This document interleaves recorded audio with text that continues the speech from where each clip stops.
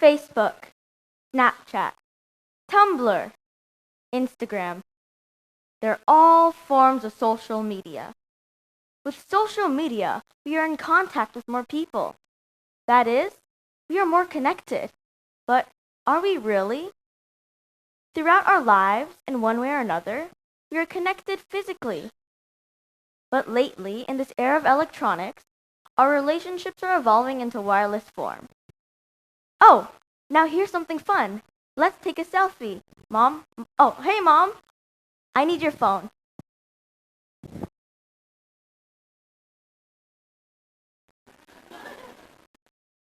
Okay, everyone pose. Make a smile.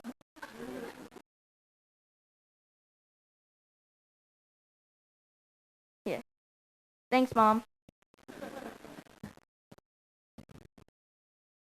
Quite often, there's a sense of closeness after taking a mere selfie.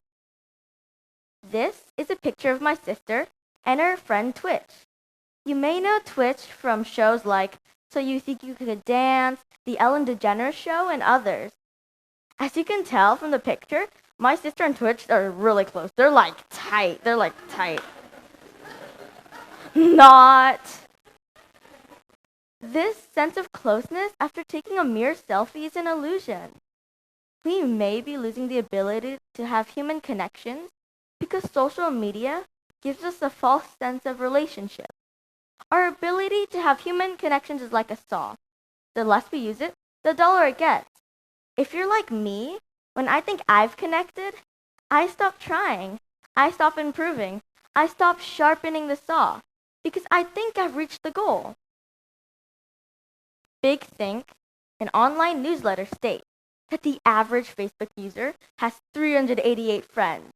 388! How many people have 388 close relationships? I know that I definitely don't. I think it's much better to have quality rather than quantity. I only have a handful of friends. I promise, I'm not a social recluse. It's just, I'm 13 and I don't have a phone. Let me tell you a story. It's an embarrassing story, but it's a really funny story nonetheless. Like in many mother-daughter relationships, my mom and I, we don't see eye to eye. One example of a point of strife is the cell phone talk. There comes an age in every modern teenager life when a phone and social media rights are demanded. Well, the age came for me around September when I realized that everyone had a phone. It was the time of the text message, when every second was consumed by text messaging, Snapchat, and Instagram. A friend would often come up to me, stroking her phone as if it were her firstborn child.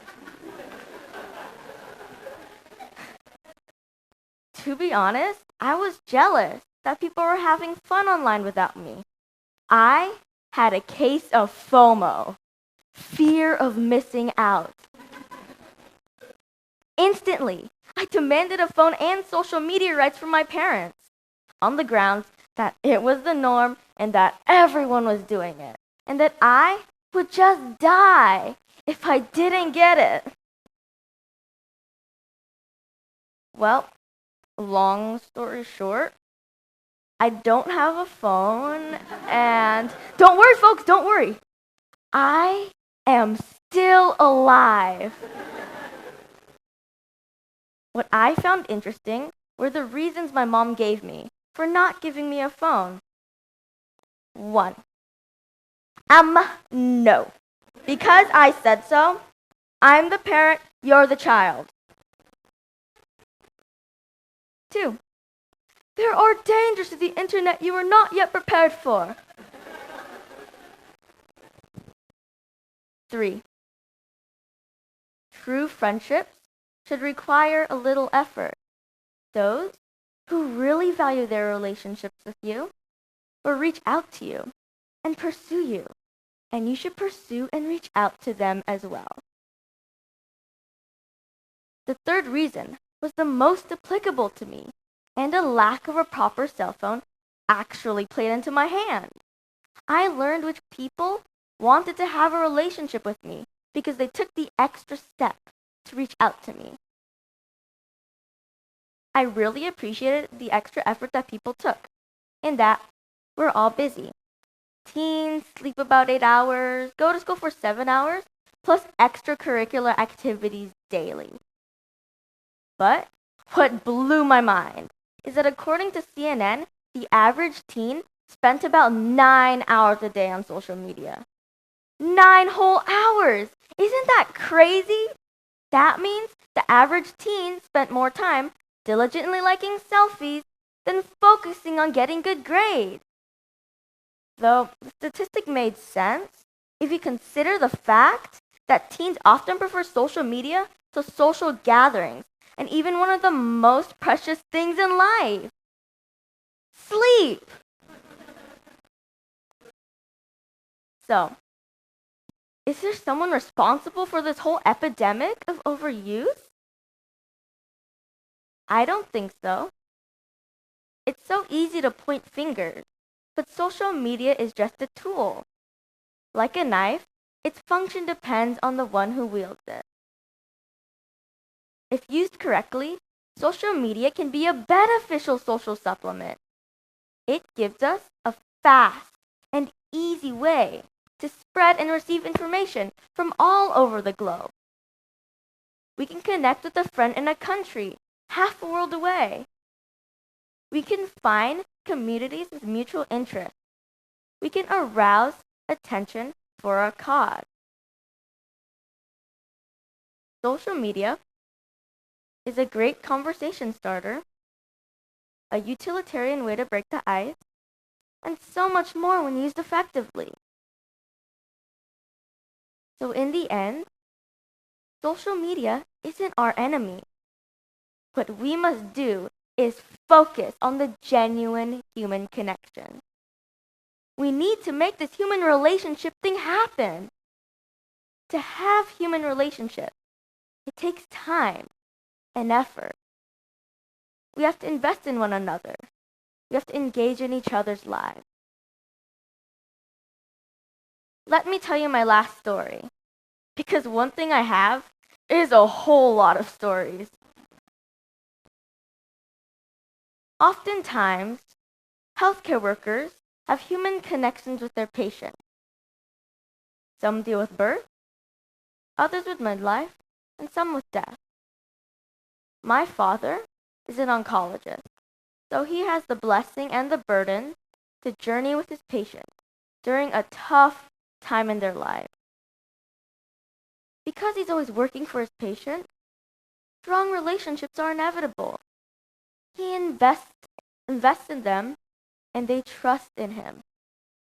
The time and effort reaps a sense of teamwork. That my dad, he isn't just signing off, that he isn't detached from his work, because his work is basically their life. And my father gets that. But because he's an oncologist, my dad deals with a lot of death. He holds the hands of his patients, talks to them about life, because sometimes that's all he can do. There's a lot of goodbyes and farewells. A few miracles, but very few, or else they wouldn't be miracles. And a lot of sad stories. Once, my dad had a patient with stage 4 cancer. He helped her stay alive for 10 years. 10 years! Can you imagine the relationship that blossomed in 10 years? Who do we see regularly for 10 years? But eventually, the chemo stopped working, the hormone treatment stopped working, and nothing could be done. My father had to tell her the inevitable. Hey, you and I, we had a good long run, didn't we? She responded, yes, we did, Dr. Park. Yes, we did. One might think that the battle was futile. Stage 4 cancer is usually incurable, right? So I remember asking my dad, what's the point when you know it's most likely incurable? It usually ends. My dad said, well, ultimately, that end is determined by God. And the time I gave these patients is time for more birthdays, more hugs, more dinners, more graduations, more parties, even more tears. It's not about the likes, the views, or the friend requests. It's about the genuine human connection. It has been an amazing evening for me. I mean, look at the selfie we took together. It captures an amazing moment that I will never forget. Yet, it is only a moment. But human connections can last a lifetime. They are our legacy. I really love what Charles Spurgeon said. Those who loved you and were helped by you will remember you when forget-me-nots have withered. Carve your name on heart, not on marble. As we head into intermission, let's resist the temptation to take out our phones, check our Facebook account, scroll through our Instagram, or send a quick text. Instead, shake a hand, meet someone new, share a new experience. And who knows? Maybe your name will be carved on someone else's heart tonight. Thank you.